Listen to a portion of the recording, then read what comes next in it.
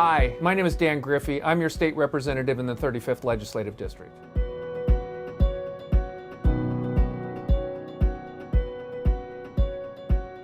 One of the things I'm working on in Washington State is Washington's toxicology lab and the speed at which they complete sampling of the evidence that they draw on DUI cases. Right now it's taken the Washington State Patrol's crime lab up to 22 months to get that sample into our prosecutor's office so charges can be filed. This puts Washingtonians in serious jeopardy because no real countermeasures to that DUI activity are required of the individual that got the DUI in those 22 months. The prosecutor just has to wait because our Constitution guarantees all U.S. citizens the right to a speedy trial. So they wait till they have the evidence, and that evidence has taken too long to get here. What we're doing about it is we're allowing for our prosecutors and our court system to get that toxicology sampled information from state certified labs, not necessarily only the state crime lab. We do believe that will free up more resources. We do believe that it will shorten the time that it takes to get the data to garner the prosecution. And it's not like we're reinventing the wheel. When I first got to Olympia, we had a backlog of sexual assault kits. We contracted with private labs to make sure that we could, in a very timely fashion, complete that backlog. It took us about 5.5 years, but we got that backlog done, and we have the fastest processing lab available in Washington State to process new cases. Very proud of that work, and I think we need to keep it going to keep Washingtonians safe. There's two things that happen when these cases take too long to get the sample to prosecute the case. Number one is the individual that got the DUI gets no sanctions, no blow and go, no ticket, none of those things, because the prosecutor has to wait because of the speedy trial clause that we all enjoy as a right and a freedom in our United States Constitution. However, if our tox lab cannot produce the sample in, say, 45 to 90 days, it seriously delays the prosecution of the case. And if they don't get a viable sample, somebody that receives a DUI can actually get away with it. Those people are highly likely to kill or injure somebody else on the road because once they were caught, there were no consequences to change that behavior. We need to change this behavior to keep Washingtonians safe, and I committed to doing that.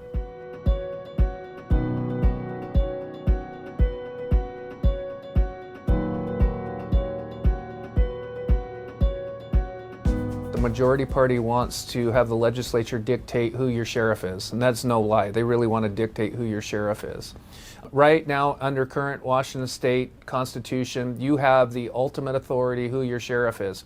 They don't have to be a law enforcement officer. If that community elects that individual, it is up to that community to remove that individual. The solution that we just heard would be Olympia removing that individual. Unelected, appointed bureaucrats appointed by the majority party here in Olympia would be the final decider, and I don't want that for you. I want my constituents to have the person as their sheriff that they want, and to keep it constitutional so your constitutional rights are not violated.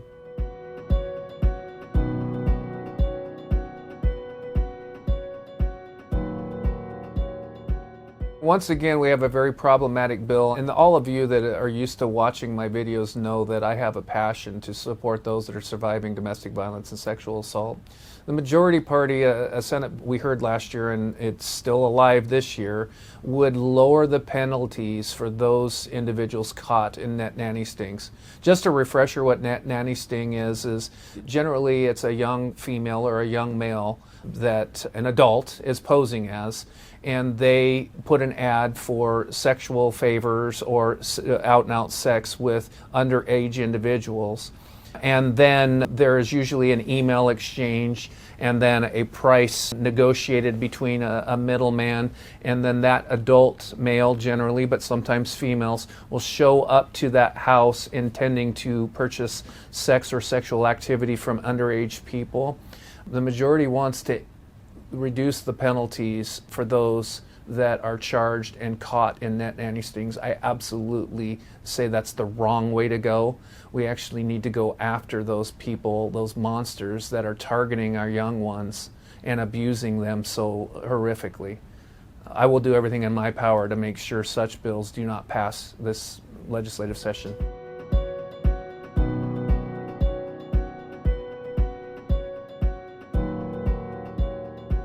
Well, coming into this legislative session, it was very disappointing to hear the majority party say that they're broke and out of money once again after last year passing the highest tax increase in state history. It wasn't a tax only on income, it was a tax on services. Those taxes on services, it's a tax on just people themselves, because a service fee, a fee based on services you buy, just increases across the board. That goes medical procedures. I was talking to a physical therapist the other day, and he said the 9.9% service fee is enough to probably put him out of business in 2026. He actually had to take out 2 personal lines of credit in 2025 just to stay afloat. He does not know that he can make it through 2026. All Washingtonians, especially those that live in communities like mine, smaller communities in the 35th Legislative District, are feeling the pinch of big government and the cost of big government daily in their lives. We can tax high wage earners and they can leave the state of Washington, and then the majority will have no other thing to do than to tax all of us in the middle class. We know that cost of foods, cost of drugs, costs of everything, gas, housing is going up, and all Washingtonians, especially my constituents, are telling me it is time to stop it. It is time to slow that down, allow them to catch up with the rate at which Washington needs and craves their tax dollars. I do thank you so much for listening to some of what I'm working on in the 2026 session. Please always remember to get a hold of my office. We look forward to talking to all you. Thank you so much.